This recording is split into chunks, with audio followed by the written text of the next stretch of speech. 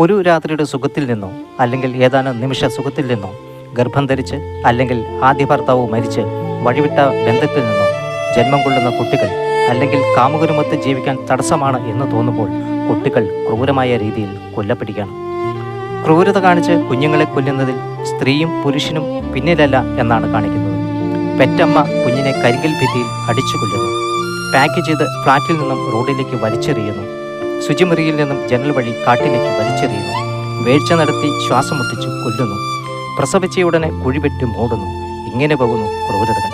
ഇന്നിതാ അമ്മയുടെ മേനിയുടെ ചൂടേറ്റ് പാൽ നുകർന്ന് ഉറങ്ങേണ്ട പാൽമണം മാറാത്ത പൈതലിനെ അഷ്കർ എന്ന കൊടുങ്കുറുവൻ എത്ര നാൾ കൊണ്ട് ഏത് വിധത്തിൽ കൊന്നു എന്ന് നമുക്ക് സങ്കല്പിക്കാൻ കഴിയില്ല.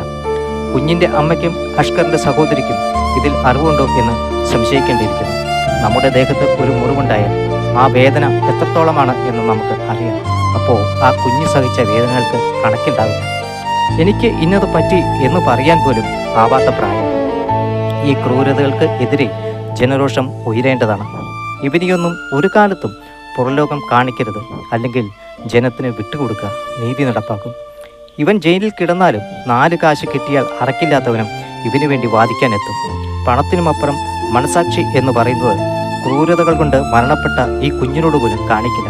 പണമാണ് വലുത്.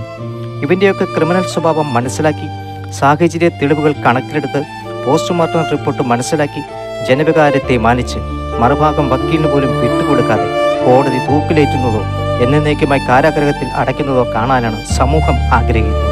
മനസാക്ഷിയുള്ളവർ ഇതൊന്ന് ഷെയർ ചെയ്യും.